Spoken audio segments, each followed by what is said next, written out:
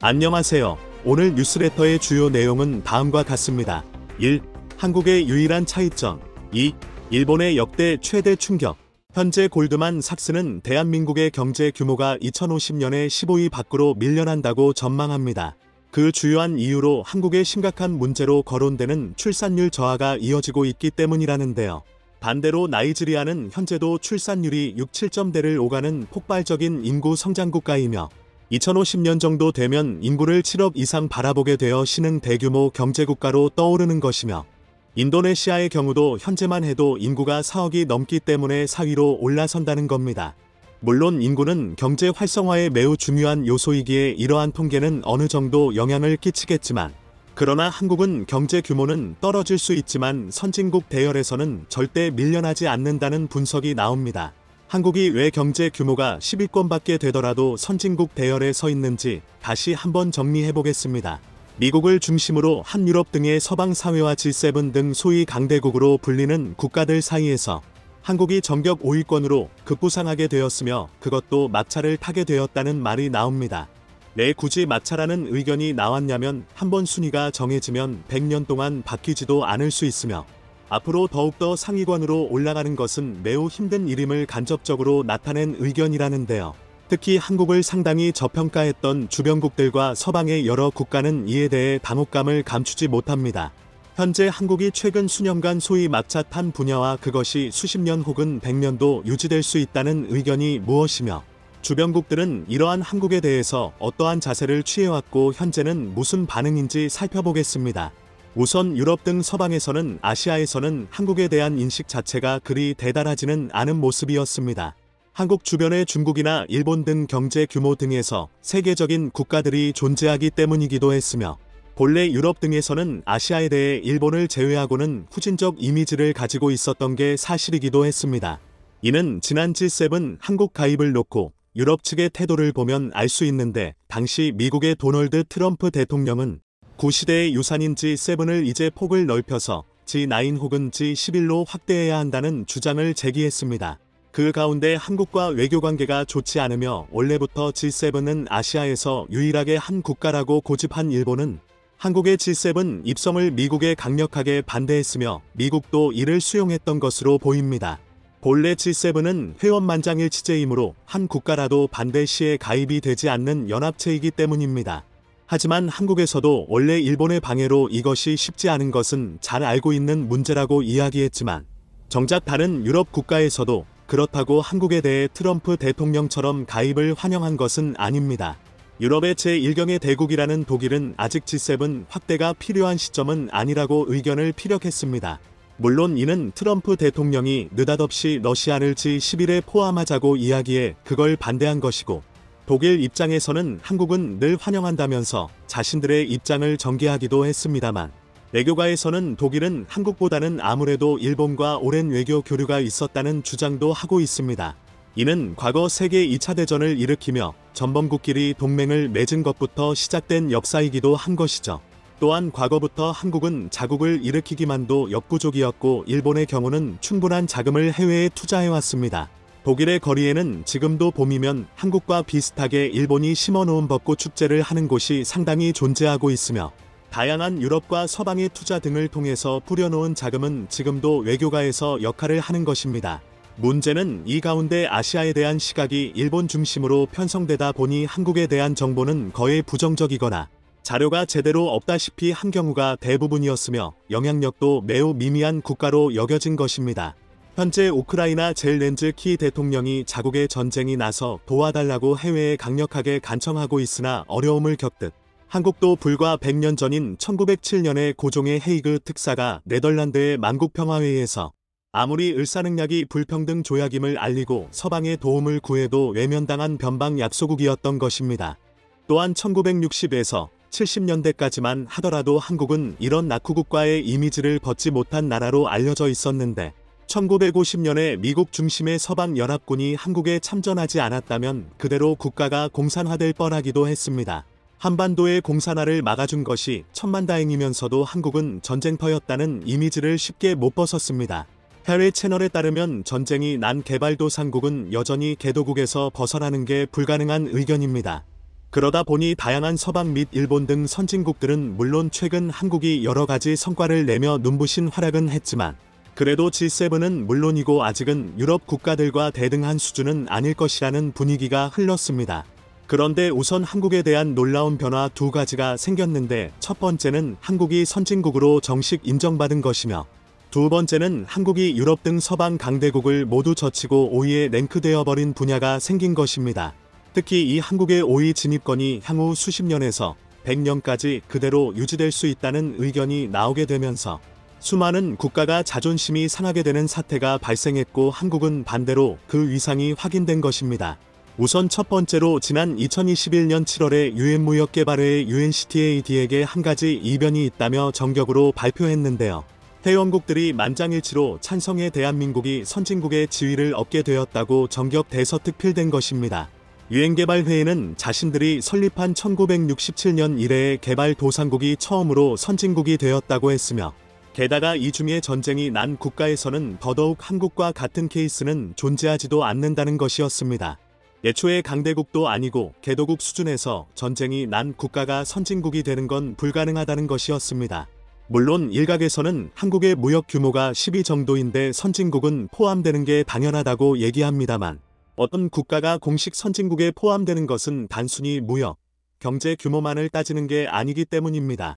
당시 우네 이테오 주제네바 대표부 대사는 다양한 국가에서 한국 평가가 좋았기 때문이라며 사실 몇몇 국가들이 개도국 A그룹에서 선진국인 B그룹으로 옮기려고 시도는 했었다면서 그때마다 만장일치를 얻는데 실패했는데 이는 반드시 반대하는 국가가 있기 때문이라는 것이었습니다. 하지만 이번 한국 선진국 진출은 가장 걸림돌이던 일본조차 찬성하지 않을 수 없었다는 의견입니다. G7 진입은 반대했더라도 미국과 유럽 등에서 한국이 선진국이 아니면 누가 선진국이냐고 멘트를 던졌고 일본도 이 상황에서 한국 선진국의 진입에 대해 반대표를 던지는 것은 무리였다는 것입니다. 운 총장 투표 시 일본이 유일하게 한국에 기권표를 던진 걸 생각하면 그만큼 한국 위상이 올라간 것입니다. 심지어 파키스탄을 비롯한 한국에 그다지 호의적이지 않은 국가들도 한국 선진국 진입을 환영했다는 것이죠. 또한 이태호 대사는 세계 관계자들이 한국을 선진국에 진입시킨 주요 이유로 의외의 국면이 있다고 말했습니다. 바로 한국의 K방역이 특히나 유럽과 미국의 엄청난 지지를 받아 선진국 진입에 수월했다는 것인데 한국에서는 방역으로 인해 여러 가지 갑론을박이 많았으며 일부에서는 실패라는 의견도 제기됐지만 해외에서는 한국 정부가 개방성, 투명성, 민주성을 지키고 경제를 운영하는 데 최고 점수를 주었다는 것입니다. 또한 관계자들에 의하면 선진국들은 자신이 필요하지 않으면 선진국 그룹으로 새 국가를 인정하지 않는 편인데 실제 자기 국을 위해 도움이 되지 않으면 거들떠보지도 않는 게 국제사회의 냉철한 현실이지만 한국이 선진국 그룹에 포함되고 G7까지 제안받는 것은 한국이 그만큼 필요하다는 방증이라고 제시했습니다. 일각에서는 한국이 실제 신경 쓸 범위가 많아졌다고 합니다. 한국이 경제는 물론이고 국방까지 빠지는 분야가 없는데 특히 최근 러시아 전쟁으로 인해서 선진국의 척도로 국방력도 대거 반영되고 있다는 의견도 나오며 한국도 언젠가는 전쟁에 있어 파병해야 하는 의무를 강요받을 수도 있다는 것입니다. 어찌 보면 선진국에 포함한 것이 위상을 인정받는다는 것은 좋지만 동시에 지워진다는 것이죠. 그러나 한국은 북한과 휴전 상태이기 때문에 이러한 맥락에서 적절한 외교를 이어가야 할 것입니다. 한편 정작 유럽 등 선진국 연합들이 놀란 것은 다음에서 발표된 한국의 순위라고 할 수 있습니다. 국제기구 유네스코 통계국은 국가별 연구, 개발에 대한 지출 규모를 매년 발표하고 있습니다. UNESCO는 국가별로 진행하고 있는 각종 연구개발에 관한 규모를 조사하는 것은 매우 큰 의미가 있는데 특히 최근 들어 SDG라는 지속이 가능한 개발 목표의 일환으로 친환경 등의 개발이 더욱 강조되어 있고 미래 사회를 맞는 시점에서 각국의 노력이 매우 중요함을 알리고 더욱 독려한다는 것입니다. 유네스코는 2021년 기준 상위 10개국 국가가 전체 연구, 개발의 80%를 차지하고 있다고 밝혔는데요. 하지만 한편으로 이것은 매우 국제사회에서 냉정한 현실을 보여주는 수치이기도 하다는 것입니다. 파리 경제대학은 이에 관해 전 세계의 불을 상위 0.9% 인구가 50%를 차지하고 있으며 또한 상위 1% 인구가 전 세계 자산의 76%를 점유하고 있다고 밝힌 바 있는데 국가의 연구, 개발 금액이 많을수록 그 국가들은 앞으로 강대국과 선진국에 가까워진다는 의미이며, 또한 연구, 개발 상위 투자국에 포함되지 못한다면 앞으로 수십 년간 이 자리에 못 들어온다는 의미라는 것입니다. 부자가 자신의 부로 더욱 부자가 되고 그 위치가 견고해지듯 연구, 개발에 큰 비용을 쓰는 국가들은 더욱 새로운 성장산업과 신기술로 부를 얻게 되며 기술 격차는 훨씬 더 벌어지게 된다는 의미입니다. 이 순위는 수십 년에서 100년 이상 변화질 수 있고 후진국은 선진국이 될 가능성이 지극히 낮아지는 것이죠. 그런데 2018년에 발표된 유네스코의 자료는 많은 유럽 선진국들을 매우 놀라게 했는데요. 바로 한국은 전체 국가 중 연구, 개발 지출이 무려 5위에 랭크되는 믿을 수 없는 수치를 기록한 것입니다. 한국 총 790억 달러를 연구, 개발에 지출했는데 이는 프랑스와 영국 등 전통적 유럽 선진국을 앞질렀고 한국 앞에 있는 국가로는 미국, 독일, 중국, 일본만 존재해 한국이 연구, 개발 상위 5개가 된 상황입니다. 전문가들은 이 자체가 말이 안 되는 수치라고 하는데 다른 선진국들은 뭔가 다들 하나씩 치트키가 있는데 가령 국가마다 많은 인구와 드넓은 영토, 자원 혹은 오랜 기간 쌓아온 자본 등 하나라도 해당하는 이유가 있지만 한국은 그 중에 뭐 하나도 제대로 없는 국가가 이제 전 세계 연구개발비 5위 지출국이 되었다는 게 사실상 불가능한 일이며 반대로 앞으로 선진국의 대열에서 멀어지지 않는다는 것도 놀랍다는 것이죠. 그런데 유네스코 통계국은 여기에 더해서 더 놀라운 수치를 제시하면서 전 세계를 놀라게 하는데요. 2022년 현재 연구, 개발 지출 비용을 PPP 달러, 즉 구매력 기준으로 계산하면 또 다르다는 것입니다. 유네스코는 이 자료에서 오른쪽으로 단계가 올라갈수록 인구 100만 명당 연구원 수가 많은 국가라고 얘기했는데 그들이 제시한 표를 살펴보면 GDP 대비 연구, 개발 지출 비용에서는 바로 대한민국이 1위를 차지한 것입니다. 심지어 GDP 대비 연구, 개발 지출 비용 4-5%에 해당하는 국가는 오직 한국밖에 없다는 것도 보이는 것입니다. 일각에서는 무엇 때문에 한국이 그렇게까지 절실하게 신기술에 투자하고 국방력에 힘을 쓰고 애를 쓰냐고 합니다만 불리한 지정학적 위치에서 고군분투해왔고 항상 나라를 지켜야 한다는 일념으로 가득한 한국이 어느덧 치열하게 살다 보니 이러한 위치에까지 다다른 게 아니겠냐는 의견도 제기되고 있습니다. 이와 같이 한국은 반도체, 바이오, 친환경 등 각종 미래성장 신기술 R&D 분야에 가장 공격적 투자를 하는 국가로 전통적인 유럽의 서방 국가들을 오히려 앞서가면서 적지 않은 충격을 주고 있는 것으로 보입니다. 현재 일본 복수의 언론에서 한국의 수출 분야의 급성장에 대해 논의하고 있는데요. 게다가 한국의 수출 분야는 규모만 성장한 것뿐만 아니라 일본 수출 금액을 역전했다는 충격적 소식인데 문제는 이것뿐만이 아니라 결정적으로 일본이 가장 우려하는 소식까지 새로 나왔다는 것입니다. 일본은 한국이 막다른 골목을 벗어났다며 더 이상 일본과 같은 처지가 아니라는 입장입니다. 현재 일본 언론에서는 이러한 현상을 상세히 분석하면서 한국을 극찬하고 나섰는데요. 심지어 한국의 긍정적인 면을 부각하기 꺼려하는 보수 언론들까지 가세한 모양새입니다. 그런데 일본이 수출력전은 둘째치고 한국의 특정 부분에 대한 성장세를 우려하는 것은 무엇인지 궁금한데요. 일본은 8에서 90년대 세계 3위 경제 대국의 명성을 이어오며 무역 분야와 수출에 있어 한국과 비교 대상이 아니었고 당시만 하더라도 한국의 수출액은 일본과 10배가량 차이날 정도로 그 격차가 심했는데 이제 한국의 수출량이 일본을 앞서게 되는 상황이 벌어지며 적지 않은 충격을 주게 된 것입니다. 실제 지난해 같은 경우에는 한국 수출액은 일본의 85%에 달해 이제 10%대로 격차가 좁혀졌는데 문제는 2022년 5월 한국의 수출액이 일본 수출액을 능가했다는 발표가 나온 것으로 한국은 616억 달러, 일본은 563억 달러가 되면서 오히려 한국이 10% 이상 제낀 상황도 나왔습니다. 정경련에서는 2026년께 한국이 일본 수출액을 앞설 것이 확실화된다고 언급한 바 있는데 이미 2022년에 역전이 나오기 시작했으며 하반기에는 이것이 가속화될 것으로 보입니다.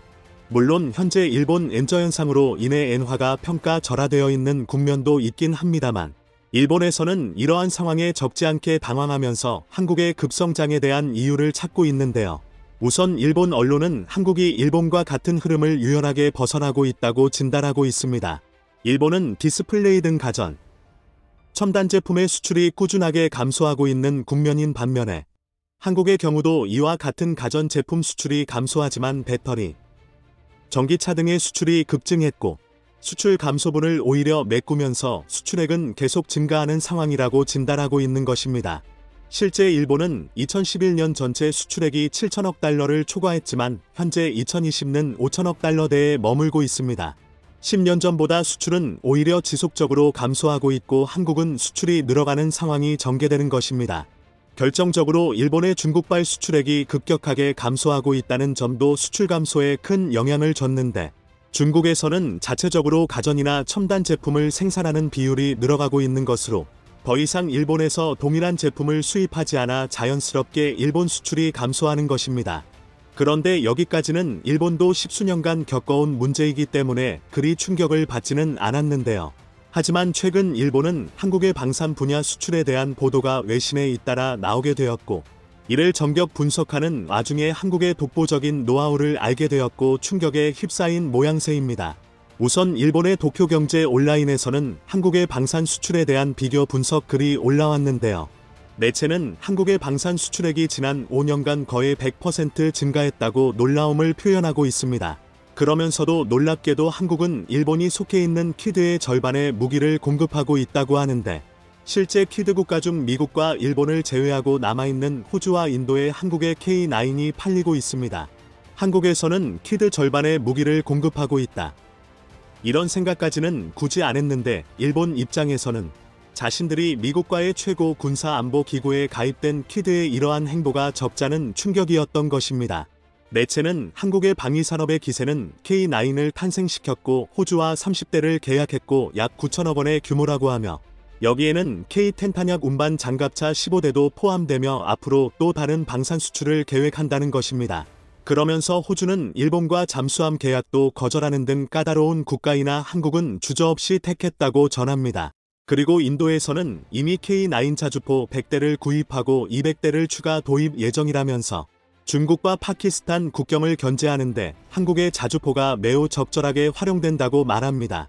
또한 인도가 올해 초 자주포 200문을 추가 주문한 것은 성능과 에즈에서도 만족도가 크기 때문이라면서 보통 방산 분야에서 제품을 팔아놓고 나몰라라 하는 경우가 많으며 이는 미국도 마찬가지이기 때문에 소위 방산 국가들은 자신들이 좋은 무기를 가진 경우 갑질하는 경우가 많아 골칫거리였지만 한국은 무기 판매 이후에도 지속적인 애프터 서비스를 통해 고객 국가들이 크게 만족하는 상황이란 것이죠.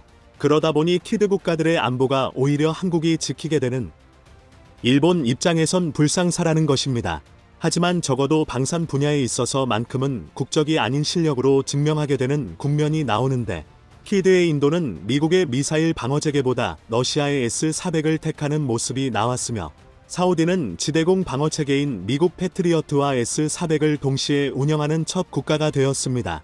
자신의 나라를 지키는 데 있어서는 명분도 없고 무조건 이기적인 선택지를 고르게 되는 것입니다.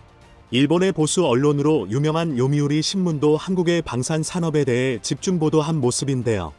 한국이 최근 수년간 방산 주요 수출국으로 부상하고 있는데 이것이 심상치 않다는 것입니다.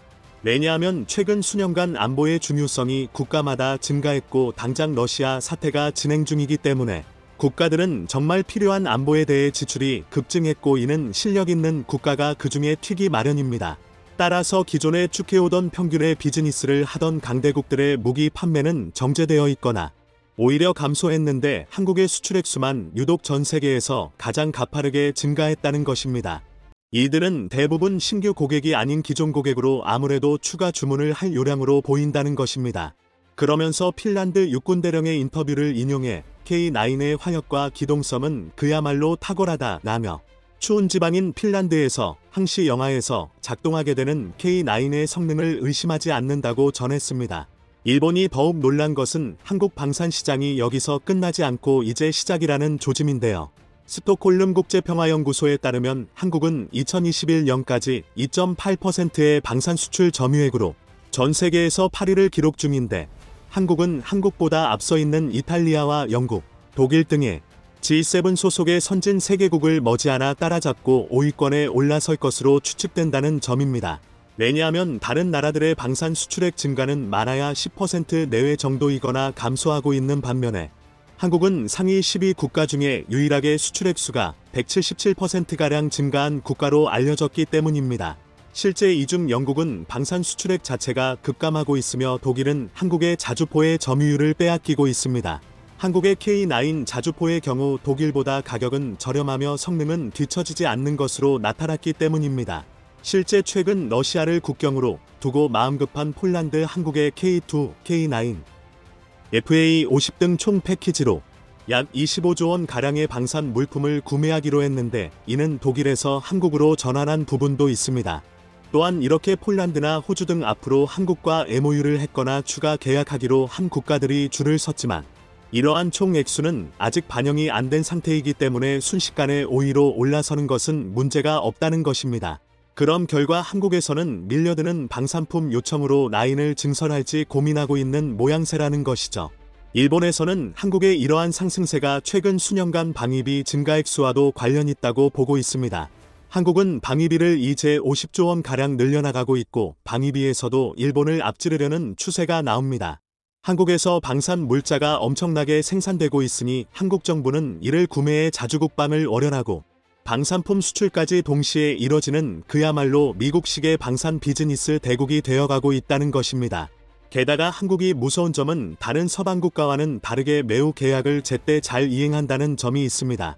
일본의 도쿄경제 온라인은 폴란드 국방장관이 한국과 계약 발표 시 언론과의 인터뷰를 인용하면서 한국은 빠르게 물자를 수송할 능력이 있다고 했는데 이는 미국과는 상당히 다른 모습이라고 전합니다. 미국은 세계 경찰로 전 세계에 공급할 물자가 너무 많아 결국 폴란드의 패트리어트 배치가 늦어져 버렸고 폴란드는 이에 실망했지만 한국은 36개월 내에 대량의 군수물품을 배달하겠다고 약속했다는 것입니다. 게다가 이렇게 미국이 배송 지연이 잦다는 것은 누구보다도 일본이 잘 알고 있는 사실입니다. 일본을 비롯해 한국 등 미국의 동맹들은 미국의 대외군사 판매 FMS에 대한 불만이 적지 않은데 이 중에 많은 부분은 미국에서 돈은 먼저 받아가고 물품은 제때 공급 안에서 나오는 문제가 있습니다. 한두 번도 아니고 이런 문제로 인해서 일본 방위성이 미국에 받아내야 하는 군수물품은 1조 5천억 원이 넘습니다. 게다가 미국방 비즈니스 특성상 부르는 게 갑이고 가격 결정도 투명하지 않아 갑질을 당하는 중이기도 하죠. 오죽했으면 일본 방위성이 한국 국방부에 연락해서 미국의 FMS 시스템에 문제가 많다고 지적하면서 미국 동맹들끼리 합심해서 이 문제를 미국 측에 항의하고 한일 간 협력하자는 제안까지 할 지경이었습니다. 그것도 당시 2019년 7월 수출 규제는 해놓고 12월에 연락해서 이런 문제에 합심하자면서 한국 입장에서는 다소 일본 측이 뻔뻔한 게 아니냐 이런 의견까지 나오는 상황이었습니다. 하지만 한국에서는 납기를 잘 지키는 것이 생명과 같고 이는 산업계의 특징으로 미국 같은 일은 잘 없다는 것이며 특히 과거 한국이 T-50 고등훈련기를 스케줄보다 훨씬 빠르게 개발한 일화를 소개하기도 했습니다. 무엇보다도 일본 측에서 뼈아파하는 것은 한국이 새로운 경제 발전의 동력을 찾아간다는 점입니다. 일본의 경제석학 노구치 유키오 교수는 한국은 일본과는 달리 경직되지 않고 유연하게 발전한다며 곧 일본이 한국의 GDP를 역전당하고 가난해진다며 한국과 같은 혁신을 거듭해야 한다고 당부했습니다. 일본은 과거의 영광에서 벗어나지 못하고 쇠락하나 한국은 한 분야가 추월당하고 무너지기 시작하면 전혀 상상치 못한 방산과 같은 분야에서 새롭게 돌파구를 찾는 저역의 두려움을 느낄 정도란 것입니다. 이와 같이 현재 일본에서는 한국의 방산 수출의 급부상에 대해 상세한 보도를 이어가고 있습니다. 하지만 한국에서는 오히려 자만하지 않고 신중하게 방산 수출 분야도 검토하며 자주국방에 힘쓰고 있습니다.